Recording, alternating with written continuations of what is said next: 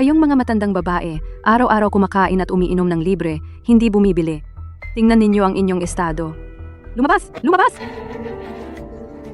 Okay lang po kayo, Lola. Okay lang. Mabuting bata ka. Salamat. Ang mga sample ng pagkain ninyo, talaga namang para tikman ng mga customer. At saka, paano mo magagawang tratuhin ng ganyan ang isang matandang babae? Matagal na kitang hindi gusto. Ikaw na janitor na bastos. May malaking tiyan ka. Umuwi ka na lang sa bahay ninyo. Huwag kang makialam sa hindi mo pakialam. Papatalsikin din kita. Buksan mo ang iyong mga mata, aso ka. Ito ang matandang ginang ng Hotel Gu. Ano? Matandang ginang? Pasensya na. Hindi ko kayo nakilala. Pakiusap patawarin ninyo ako. Ang aming gu. Wala kaming ganitong empleyadong mayabang at walang kakayahan. Sibak ka na. Ate, salamat talaga sa iyo kanina. Walang anuman, Lola. Ito ay dapat kong gawin. Itong babaeng ito, maganda at mabait. Kung siya na lang ang mapapangasawa ng apo ko. Matandang ginang, ang stock ninyo na natigil, kumita na ng 100 milyon. Ano? Mayroon kayong bagong order ng paglilinis. Pakitrato agad. Lola, may part-time job pa ako. Uuna na ako. Oh, sana magkita tayo ulit. Sa baywang ng babaeng iyon, baka birthmark na koi fish? Baka. Siya ang babaeng koi na nagligtas kay Yunting.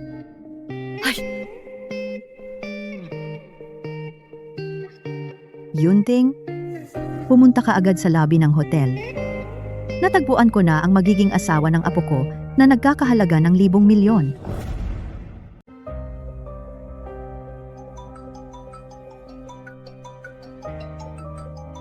Mr. Gu, tawag ni Madam. Yunting, natagpuan ko na ang aking bilyonaryong apo sa buo. Tipunin ang lahat ng tauhan. Iuwi ang asawa. Si Sheng Xia ay nangahas na mawala sa akin. Ang pinakamayamang pamilya sa bayan, ang pamilya Zhou, ay nagsabi kung walang 200,000 na dote, hindi nila ako papapasukin. Ang laki na ng tiyan ko. Walang may gustong umako. Nagtanong na ako sa mga tao. Nagtatrabaho siya bilang cleaner sa hotel na ito. Nanay, yung walang kwenta, Sa wakas nahuli na kita. Bakit kayo nandito? Magaling. 3 buwan ka lang nawala. At buntis ka na. Sabihin mo agad. Ang bata sa tiyan mo ay kanino galing? Saang lalaki? nanay, wala tayo sa bata kung kanino galing. Ngayon tayo. Dalhin natin siya sa ospital. Alisin ang problemang ito.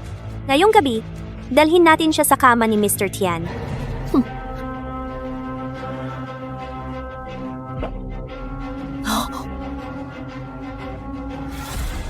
Tigil.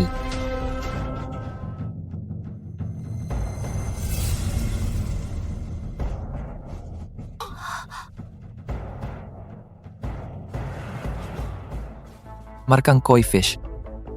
Sa wakas natagpuan na kita. Anong sinabi mo? 3 buwan na nakakaraan sa Baojie Hotel. Tinulungan mo akong magising. Siguradong aako ng responsibilidad para sa iyo at sa bata. Markang koi fish. Baka naman tumakas si Sheng Xia noong gabing iyon. At natulog sa lalaking ito? Ito ang presidente ng ating Gu Corporation, Gu Yunting. Dahil ikaw ang asawa na hinahanap natin. Ikaw ang magiging pinakarespetadong babae sa buong lungsod ng yon. Hindi ko inakala, ang sticker na idinikit ko para maganda ay talagang nagbabago sa akin, naging asawa ng pinakamayaman. Sheng Xia, Sheng Xia, nawalan ka ng kalinisan at nabuntis. Ngunit hindi mo inakala na ito ay makikinabang sa akin at sa aking anak, tama. Ako ang hinahanap ninyo.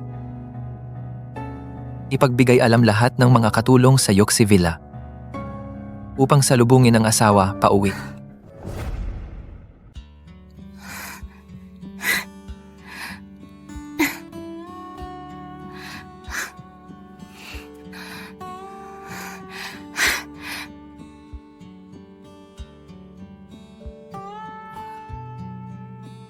Mahirap maglakad kapag buntis. Itatawag ko ang security para itulak ka sa wheelchair. Ihatid na kita pa uwi? Salamat sa'yo.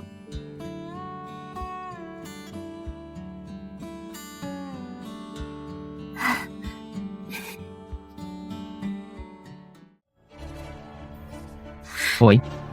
Babalik na si Mr. Gu, mga hindi dapat nandito, umalis agad. Kuya, ang mga nakatira sa loob, nag-order sila na maglinis ako. Malapit nang mag-timeout ang order ko. Pakiusap, hayaan mo na. Papasukin mo ako. Si Mr. Gu ay may bilyon-bilyong ari-arian. Kung saktan mo siya, ilang buhay ang kaya mong bayaran. Umalis na kayo.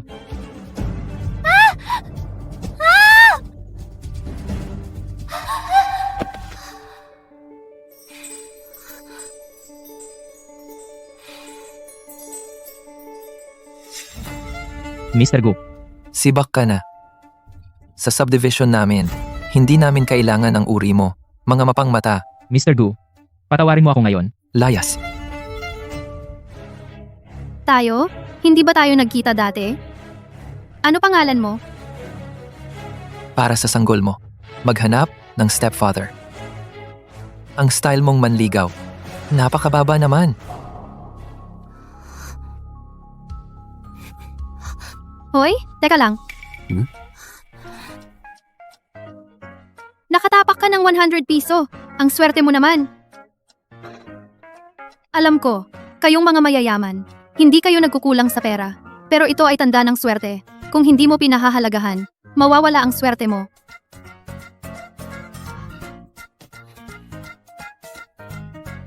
Ay naku, malapit nang mag-time out ang order ko.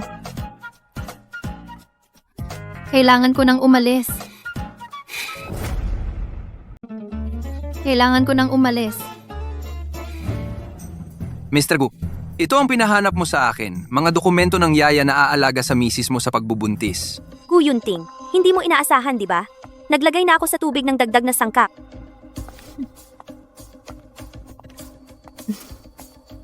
Yunting, salamat sa pagod mo. Uminom ka ng tubig. Salamat.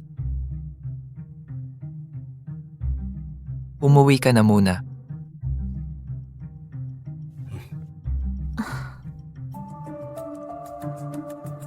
Ang mga yayang ito ay hindi kwalipikado. May iba pa ba? Narito na lahat ng kwalipikado. Pero may isang naka-schedule na tagalinis, hindi pa dumarating. Ikaw? Buntis ka na may malaking tiyan. Nagtatrabaho ka pa bilang tagalinis? Nasaan ang asawa mo? Ang asawa ko, Hindi na kailangan sabihin. Buntis na nagtatrabaho bilang tagalinis, ang asawa niya, tiyak na isang pabigat. Sinusuportahan siya nito. Si, pumasa ka sa interview. Bigyan mo siya ng madaling gawain. Opo. Sumunod ka sa akin.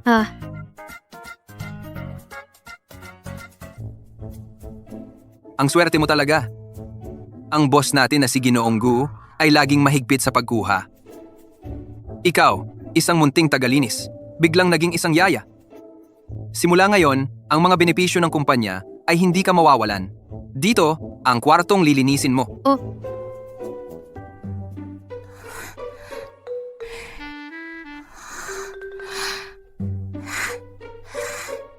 Shengxia, ito ang una mong trabaho sa pamilya Gu. Dapat maglinis ka ng mabuti. Ipakita mo ang galing mo. Sa panahon ngayon, ang trabahong may pagkain at tirahan ay hindi madaling mahanap.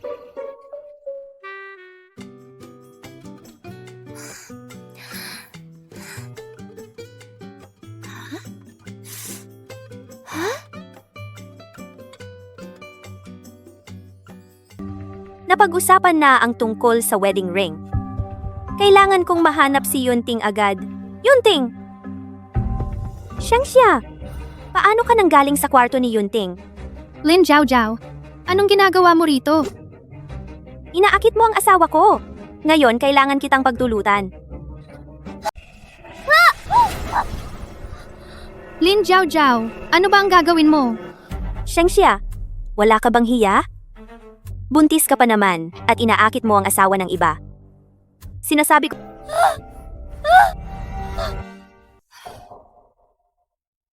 Hindi ko alam kung si Yunting na batang ito kayang alagaan ang manugang ko. Kailangan kong bumalik at tingnan. Senior Madam, sigurado po kayo, maraming kasambahay na nag-aalaga sa misis. Tiyak na magiging maayos ang misis. Kailangan kong makita.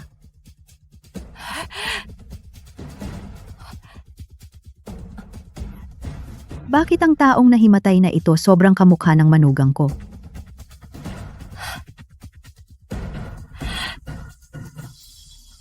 Manugang, anong nangyari sa iyo? Bilisan, tawagan ng ambulansya. Bilisan.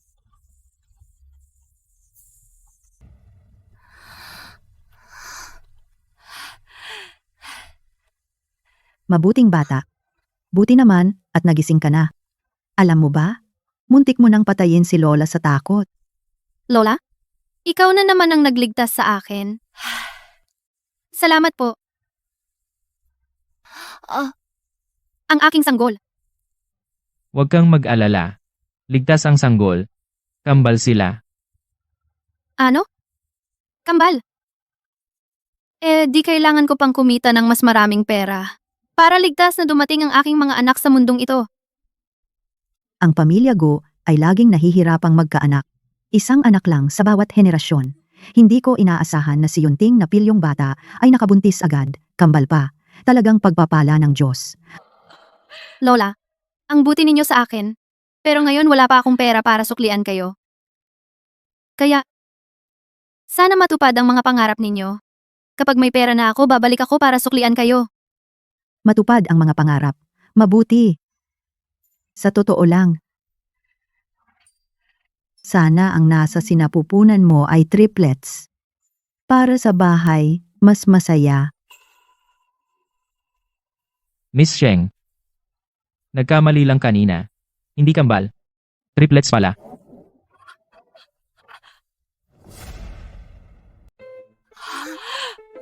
Diyos ko. Talaga namang triplets. Natupad ang hiling ko. Ano? Triplets. Mag-alaga ng 2 bata, mahirap na dagdag pa ng isa. Saan ako kukuha ng ganyang kalaking pera? Sabi mo magtatrabaho para kumita. Anong ibig sabihin niyan? Hindi ba sinabi ni Yunting na ang bilyonaryo kong manugang na babae ay nasa bahay na? Baka naman hindi niya gusto ang manugang ko. Kaya ginaganyan niya. Buntis ako. Maraming kumpanya ang ayaw sa akin. Kahit yung trabahong may libreng pagkain at tirahan. Mawawala na rin kahit hindi ko alam kung bakit si Lin Jiaojiao naging asawa ni Ginoong Gu. Pero simula bata pa lang, ayaw na niya sa akin. Tiyak na hindi niya ako hahayaan na magpatuloy sa pagtatrabaho sa pamilya Gu. Akala ko ba? Ang bilyonaryo kong manugang na babae ay buntis na gusto pa ring magtrabaho. Mukhang si Gu Yunting na iyon hindi pa sinasabi sa kanya na ang pamilya Gu ay isang mayamang angkan na bilyonaryo. Alam ni Lola na independent ka at malakas ang loob. Ang asawa mo ay may pera naman. May pera ang asawa ko. Lola, alam mo ba kung sino ang ama ng anak ko? Siyempre, ikaw ang bilyonaryo kong manugang na babae. Ang dinadala mo sa tiyan ay ang apo sa tuhod ng pamilya Gu na milyonaryo. At ang asawa mo ay ang pinakamayaman sa bayan ng Jiangcheng, Gu. Ang iyong asawa ay ang pinakamayaman sa Jiangcheng, Gu. Hayaan na. Ang ganitong bagay, hayaan na lang si Yunting na mismo ang magsabi sa kanya dahil bagay ito ng mag-asawa, hindi ako dapat makialam. Sa oras na iyon, malalaman mo na. Sa totoo lang, ang aming pamilyang Gu ay hindi ka pababayaan. Halika, tikman mo. Ito ay luto ni Lola na espesyal para sa iyo, masustansyang pagkain na may pagmamahal. Lola, salamat po. Nagustuhan mo ba? Mula ngayon, si Lola ay luluto para sa iyo araw-araw. Sa mga pagkakataong ito na nasa panganib ako, si Lola ang nagligtas sa akin, kahit hindi ko alam kung anong uri ng tao ang kanyang apo. Ngunit si Lola ay napakabait. Sa tingin ko, hindi rin siya masama.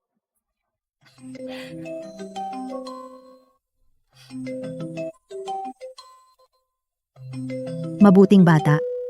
Mauna ka nang kumain. Lalabas muna si Lola para sumagot ng tawag. Lola, Ah, ikaw na Pilyo. Iniwan mo pala ang iyong asawa mag-isa sa labas. At itinago mo pa na mayaman ang pamilya natin. Alam mo ba? Para magtrabaho at kumita para sa pamilya, muntik na niyang mawalan ng buhay. Lola, ano bang pinagsasabi mo? Ang manugang mong ito ay nasa bahay naman ng maayos. Bakit ang init-init kapag buntis? Baka naman naloko ka. Inuwi na siya noon pa. Baka naman peke ang nasa ospital. Sa araw na yon, talaga bang malabo na ang mata ko? Mali ba ang nakita ko?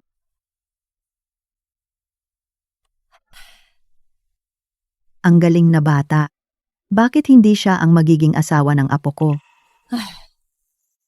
Lola, hindi ba sinabi noon na para kay Jiao Jiao, maghahanda ng welcome party? Ngayon, halos handa na. Gaganapin ito sa villa ng pamilya Gu. Sa oras na iyon, pwede nating anyayahan ang lahat ng mga bagong nanay na wala pang 3 buwan. Pwede siyang makipagkwentuhan sa mga nanay na may 3 buwan ng sanggol at matuto mula sa kanila. Sa ganitong paraan, hindi siya malulungkot. Ay siya. Ang mga bagay na ito, ikaw na ang mag-ayos. May iba pa akong kailangang asikasuhin. Bakit mas gusto ko na siya ang maging manugang ko? Bahala na, basta pupunta ako at titingnan kung may birthmark ba siya. At malalaman na ang katotohanan.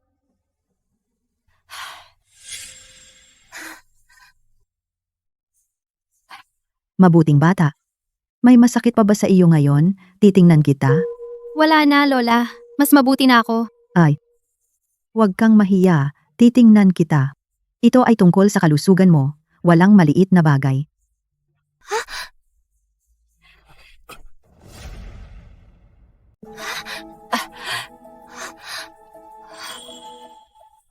Kamag-anak ng pasyente, huwag kang gumalaw. Para iwas sa impeksyon. Naiintindihan ko.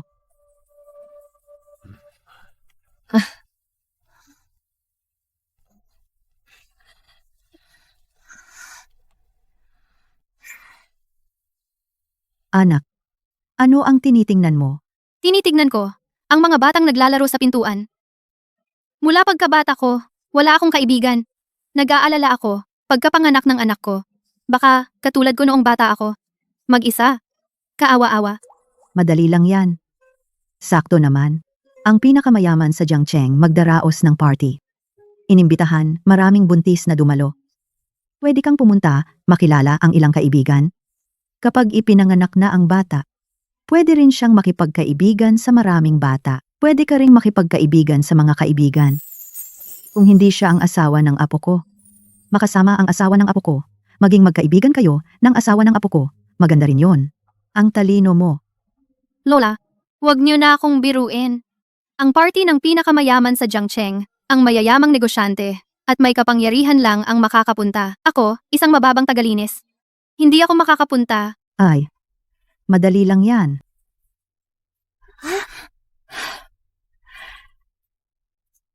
Mayroon kang imbitasyon. Pwede ka nang pumunta.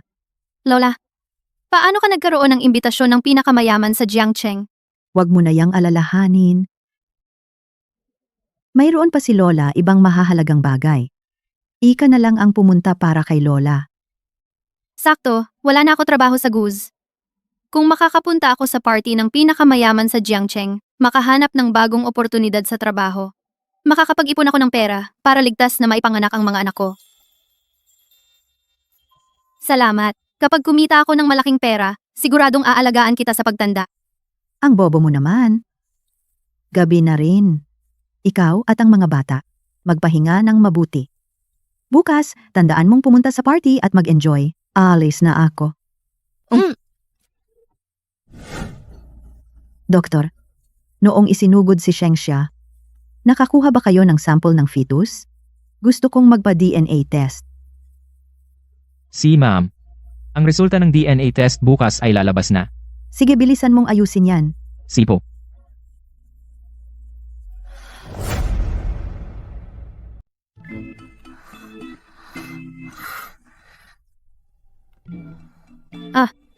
Ito. Hindi ba ito ang bahay ng mga Gu? Lola, bakit may imbitasyon ng pamilya Gu? Kahit na si Ji Gu at si Lin Jiao ay hindi ako tinatanggap dito. Ngunit ang layunin ko sa pagpunta rito ay muling makakuha ng trabaho. Kailangan kong mag-ingat. Hindi ako dapat mahuli nila. Nahanap na daw ang asawa. Oo nga. Buti naman. Siya na nga ba? Mga mahal na bisita, maligayang pagdating sa lahat. Ang layunin ng salo-salo ay ipagdiwang si Jigu na natagpuan ang kanyang asawa at ang hindi pa isinisilang na anak na lalaki. Ito ang mga maingat na inihanda ni Jigu para sa ginang. Sila ay ang pinakamahusay na yaya ng ginang nutrisyonista guro ng prenatal. Maligayang pagbabalik, ginang at sanggol na lalaki. Naiinggit ako sa ginang. Mukhang si Ji Gu ay sobrang mahal ang ginang. Lahat ay handa na. Para sa kanya, hindi ko maisip kapag ipinanganak na ang inyong anak kung gaano pa siya kalambing. Kung mayroon din ako asawang katulad ni Jigu sana. Para hindi mainip ang ginang sa bahay mag-isa, inanyayahan niya kaming mga buntis upang samahan ang ginang. Mahal ba ni Jigu si Lin Jiao? Dahil si Jigu ay handang bigyan si Lin Jiao at ang kanyang anak ng salo-salo, ay nangangahulugan hindi naman siya ganun kasama.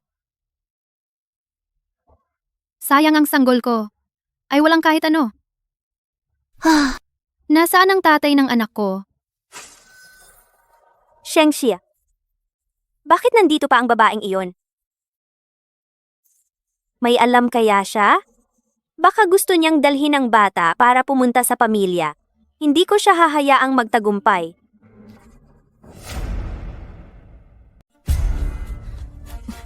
Panoorin mo ito ng mabuti. Ito ay mula kay Mr. Gu, na ginawa ng nangungunang iskultor para sa hindi pa isinisilang na munting Ginoo. Na inihandang gintong mansanas. Nagkakahalaga ito ng 100 milyong piso upang ipagdasal ang munting Ginoo na maging mapayapa at maayos ang kanyang buhay.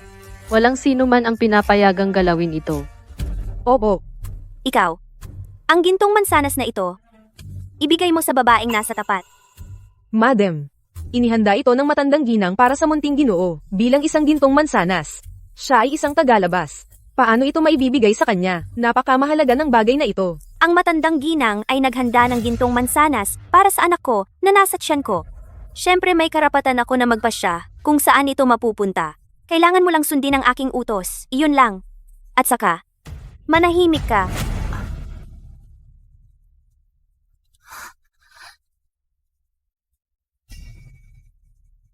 Magandang araw po, ginang. Binabati kita. Ikaw ay naging espesyal na panauhin sa piging na ito. Makakatanggap ka ng gintong mansanas na katulad ng para sa munting Ginoo. Ito, para sa akin. Mukhang medyo mamahalin ah. Oo, para talaga sa inyo. Si Mr. Go mismo ang nag-utos. Sinabi niya na kayo ang napili niya. Maswerteng panauhin. Tanggapin naman po ninyo. Mr. Go, dahil kaya, hindi niya ako binayaran ng sahod ko at pinayagan pa si Lin Jiao na saktan ako at ang aking anak, ay para patahimikin ako. Kung gayon, ikaw na ang magpasalamat kay Mr. Go.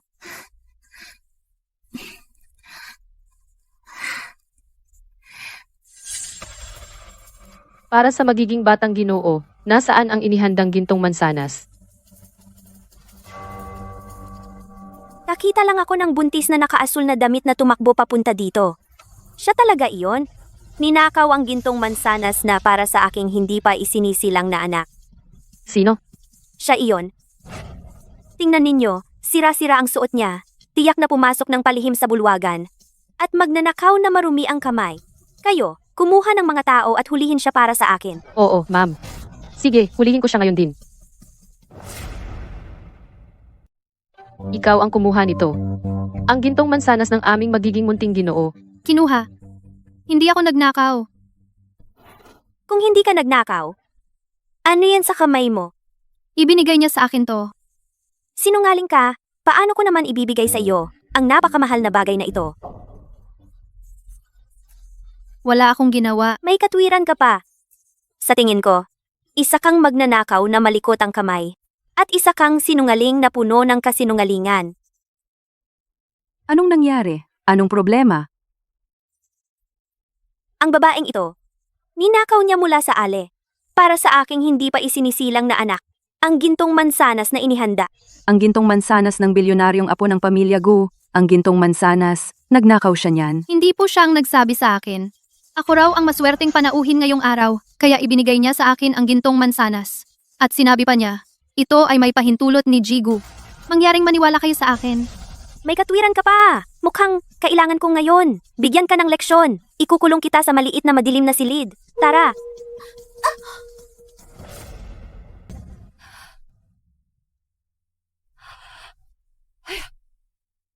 Ang galing. Nakita ko na ang magiging asawa ng apo ko. Yunting. Nakita ko na ang magiging asawa ng apo ko. Sa party ng pamilya Gu. Lola, hindi ba nahanap na natin si Jiao Jiao? Ay, peke yun. Ang nahanap ko, ang tunay na golden fish girl. Pumunta ka na sa party at hanapin ang tunay na golden fish girl at hanapin. Sige, pupunta na ako agad.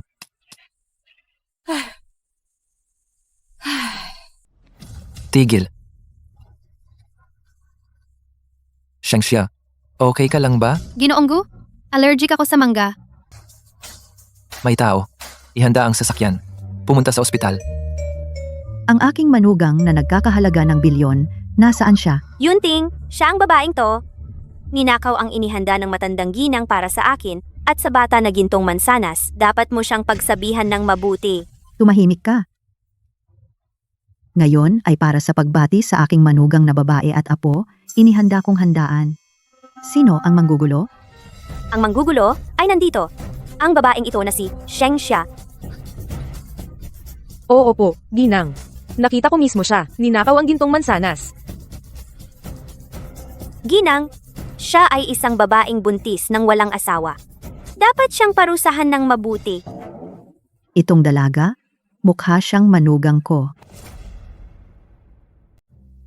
Itong batang ito, mukha siyang asawa ng apo ko. Ito. Bakit namamaga ang mukha mo? Hindi ko makita kung ano itsura niya. Allergic ako sa mangga. Pero hindi ko talaga ninakaw ang mansanas. Ano ba talaga ang nangyari? Ngayon, pumunta ka agad at kunin ang CCTV. Tingnan natin kung sino ang gumawa ng gulo sa welcome party ng asawa ng apo ko. Opo, madam. Madam, pagkakamali lang po iyon. Ang CCTV ay hindi na kailangan. Wala kang karapatang magsalita dito. Yunting, Hintayin natin ang resulta ng CCTV. At mapapatunayan na wala kang kasalanan. Parang lalo siyang mukhang asawa ng apo ko. Kung ang kanyang baywang ay may banda mula sa ospital, siguradong iyon na ang asawa ng apo ko.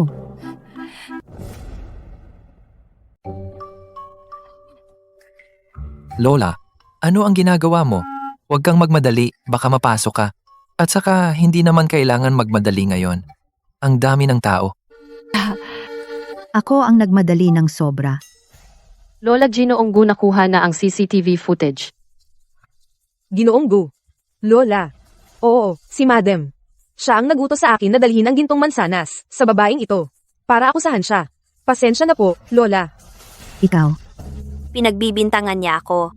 Kailan kita inutusan? Miss Lin, nakita ko sa CCTV hindi ganyan. Lin Jiao Jiao. Wala akong ginagawa sa'yo. Bakit mo ginagamit ang maruming paraan laban sa akin?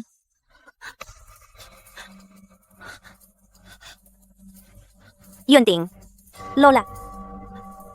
Nagkamali ako.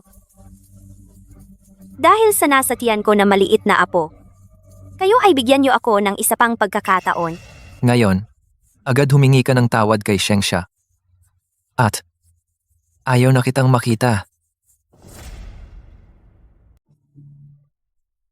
Humingi ka ng tawad kay Shengxia.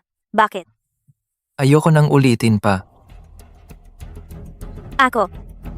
Alam ko na nagkamali ako. Pasensya na. Hindi dapat kita pinaratangan. Katulad mo. Hindi mo deserve ang pagpapatawad ko. dali, dalhin natin si Shengxia sa ospital. Yunting, ikaw ang magmaneho. Tulong. Ihanda ang sasakyan. Sa ospital tayo.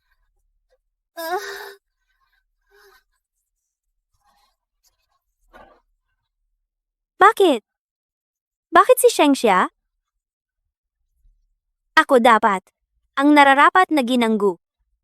Si Lola at si Yunting ay pabor sa kanya.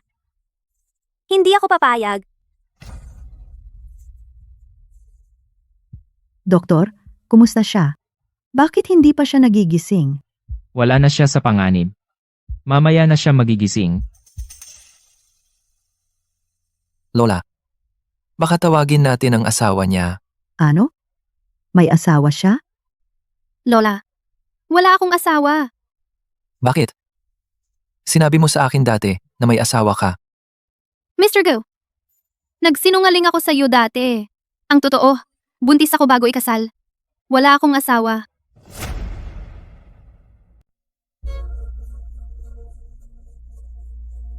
Magandang araw po. Lola, ang DNA test na iyon ay may problema. Ang tester at ang tinitest ay walang blood relation. Ano? Imposible, ito.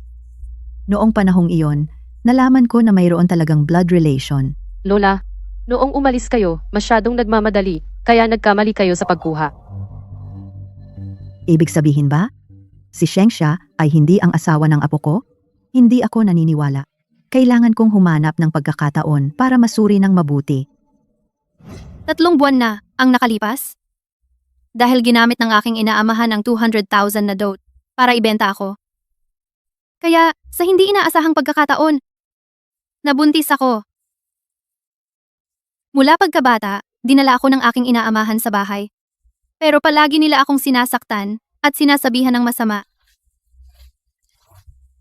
Siguro dahil sobrang gusto ko ng pagmamahal ng pamilya.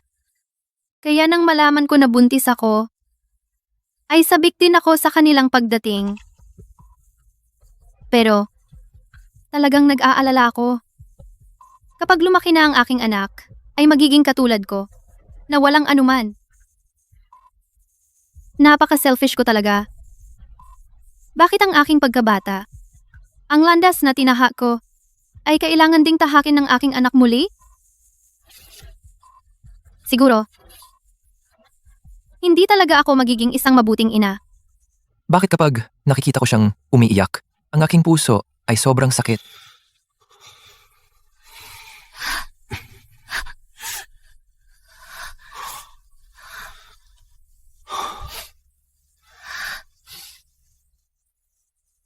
Shengxia, wala kang kasalanan dito. Magaling ka na. Hindi ko alam kung bakit. Shengxia ay palaging nagpapaalala sa akin ng babaeng 3 buwan na ang nakalipas. Mr. Gu, ayos na ako. Ang panahon ay hindi na maaga. Umuwi ka na muna. Ngayon, salamat sa iyo at kay Lola. Sige, aalis na ako. Paalam, Mr. Gu.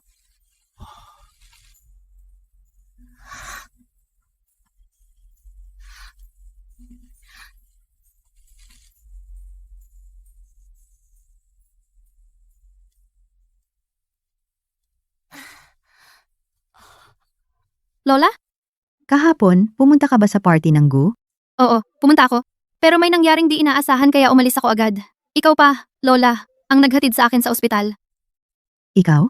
Kahapon, ikaw ang nasa ospital. Oo, pero grabe ang allergy ko kahapon, kaya hindi ako nakilala ni Lola. Hindi ninyo ako nakilala. Tingnan mo ang sarili mo, buntis ka na, nagpaka-stress ka pa. Tara, isama kita ni Lola para kumain ng masarap. Sige, pero Lola, tinulungan ninyo ako ng maraming beses. Ang pagkain na ito, ako dapat ang mag-imbita sa inyo. Tara, Shengxia. Shengxia, mabuting bata. Sino sila? Lola, siya ang aking ampon na ina at ang taong pinilit nilang pakasalan ko. Shengxia, matagal na kitang hinahanap. Tingnan mo ang tiyan mo.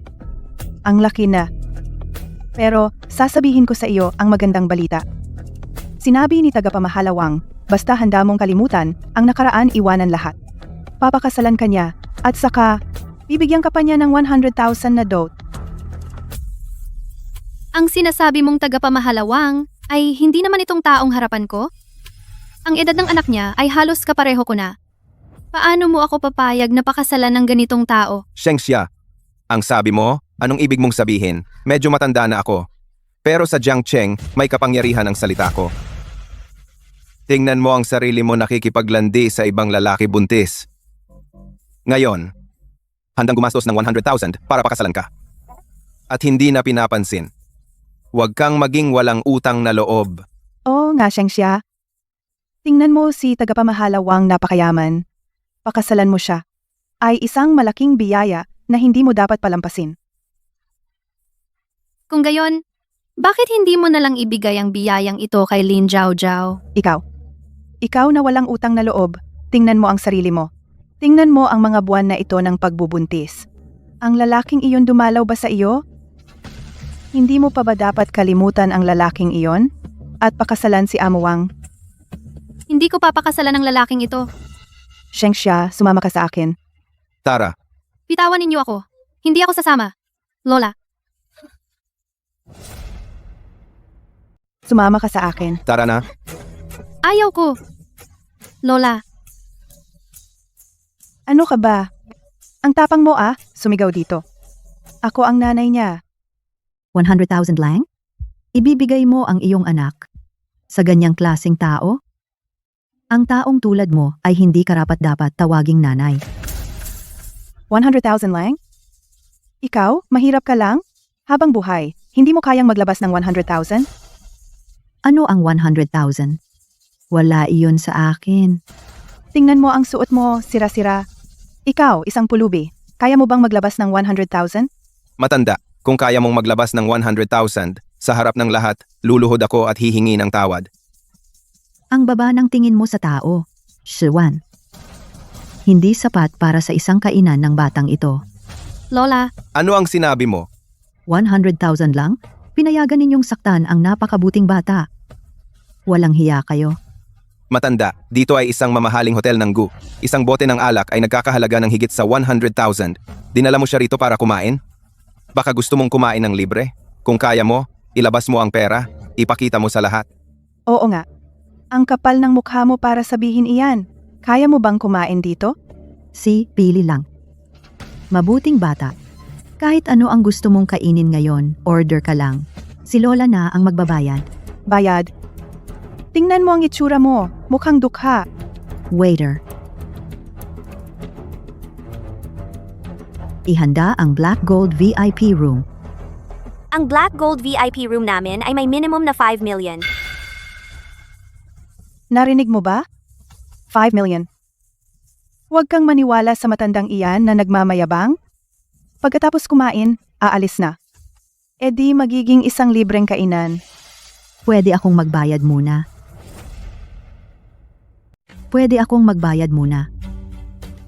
I-swipe itong card na ito. Lola,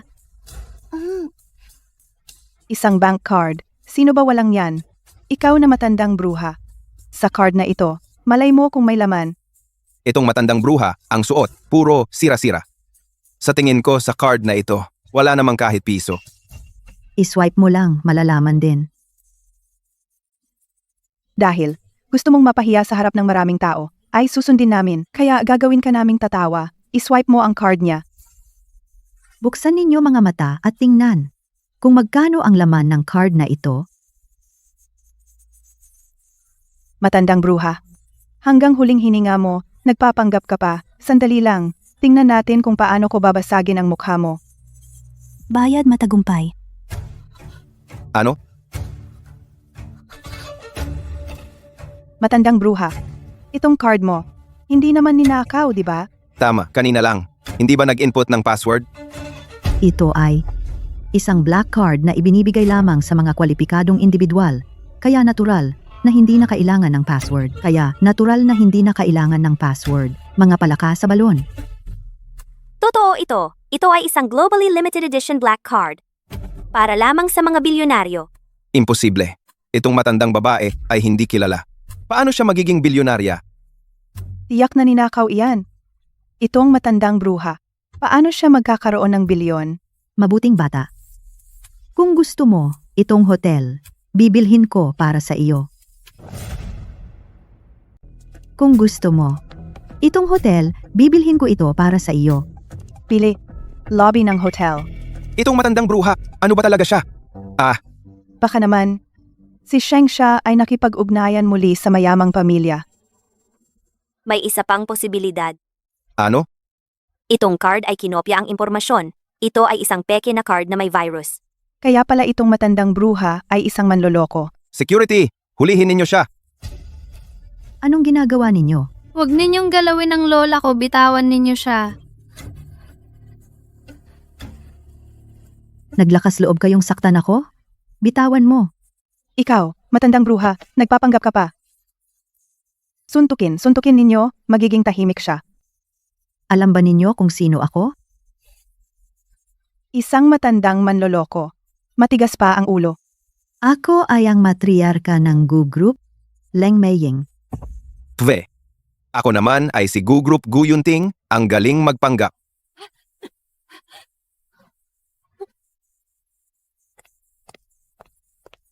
Anong ginagawa ninyo dito? Anong ginagawa ninyo dito? Mr. Tian, nandito ka na. Mr. Tian, kailangan mo silang disiplinahin. Sa lobby ng hotel na ito, may manloloko. Naglakas loob siya magpanggap na bilyonaryo. Leng Meiyin. Tulad ni Madam Leng, napaka-respetadong tao, bakit siya mapupunta dito? Noong nakaraang, ay nahirapan pa ako para makadalo sa taunang pagpupulong ng Gu, saka ko lang siya nakita. Oo. Ay, talagang magaling ang tito ko. Ang bagay mo kay Shengsha, kumusta na? Inaayos na. Bilisan mo. May limitasyon ang pasensya ko. Kung hindi dahil sa pamangkin ko na gustong-gusto si Shengsha, hindi ko aalagaan ang pamilya mo hanggang ngayon. Mr. Tian, ngayon, may isang matandang bruha dito na nagpapanggap gamit ang isang card. Pinapagalitan namin siya. Talaga? Oh, Nasaan? Tingnan ko. Mr. Tian, kailangan mo siyang disiplinahin ng mabuti. Siya. Yung matandang bruha. Ikaw pala ang matandang bruha, no? Madam Leng. Ikaw yung matandang bruha, di ba? Ginang Leng. Ginang Leng, paano kayo nandito? Lola, okay lang po kayo? Okay lang ako. Mr. Tian, pulubi siya.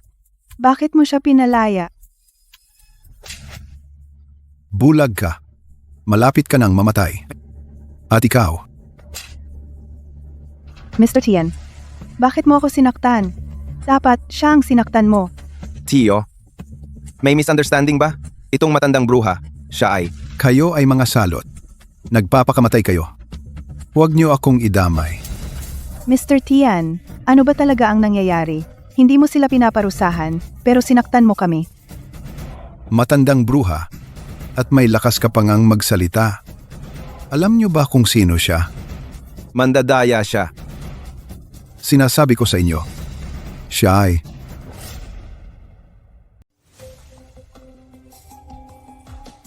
Sinasabi ko sa inyo, siya ay... Siya ang lola ni Shengsha. Ano? Tito ito, ay, hindi alam ni Shengsha. Saan niya nakilala ang pulubing iyon? Tama. Hindi ko narinig. Nagpakasal na pala si Mr. Gu. Ang taong ito ay napakapangit ng damit. At ang marangal na pagkatao, ang eleganteng Ginang Leng ay hindi talaga iisang tao. Mukhang nagkamali ako ng tingin. Ikaw, matandang bruha. Manloloko, dinaya mo kami para pumunta dito. Sabi ko, Shengsha. Ang pamangkin ko ay gwapo at may talento. Mayaman at matalino. Pakasalan mo siya. Mananaginip ka at gigising na nakangiti. Huwag kang mangarap. Hindi ko siya pakakasalan. Imposible. Alam mo ba kung sino ako? Ang aming punong tagapamahala yan ay ang Gu Corporation, ang tagapamahala ng pasukan ng hotel nila. Sa ilang araw itataas na siya bilang presidente. Oo, alam mo ba kung ano ang Gu Corporation? Ang presidente ng Gu Corporation ay ang pinakamayaman sa Jiangcheng. Shengsha, alam mo ba, ina kung gaano ako kabuti sa iyo. Sumama ka na sa akin ngayon. Walang galang. Sino ang maglalakas loob na galawin ako at ang magiging manugang kong babae? Ikaw, matandang bruha, sasampalin kita sa mukha. Lola? Hanggang ngayon, nagkukunwari ka pa. Ako na itong matanda. Sa ganitong edad, hindi pa naranasan ang ganitong kahihiyan. Tatawagan ko ngayon ang apo ko. Tatawag ako para pumunta siya rito.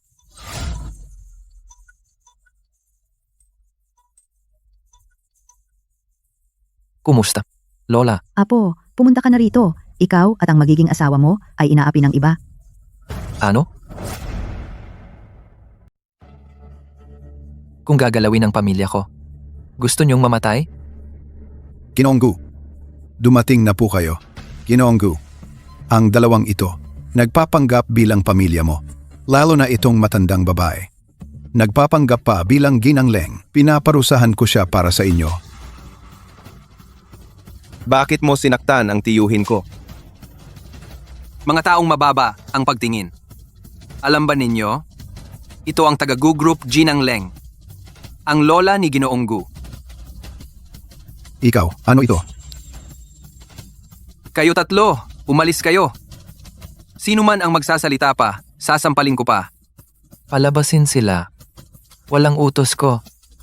Huwag pumasok sa lobby ng Gu Group Hotel. At ikaw, sinisant ka na. Ginoong Gu, nagkamali ako, Ginoong Gu. Patawarin mo ako, Ginoong Gu. Shengxia, kahit papano, nanay mo ako. Sabihin mo kay Ginoong Gu na patawarin kami. Pakiusap, hayaan mo kaming patawarin ni Ginoong Gu. Nakikiusap ako sa iyo. Ginoong Gu, Umalis. Ginoong Gu.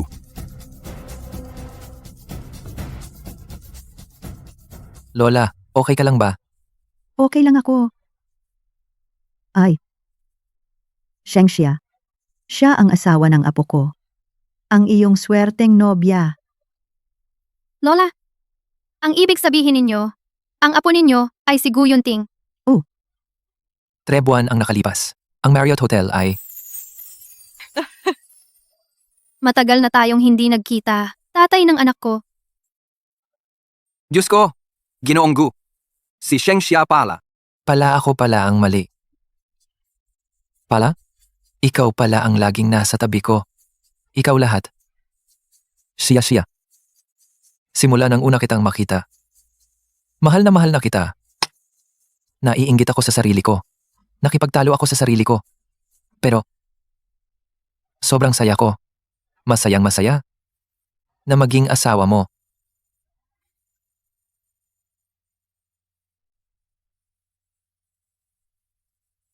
Papakasalan mo ba ako? Mamahalin kita habang buhay. Oh,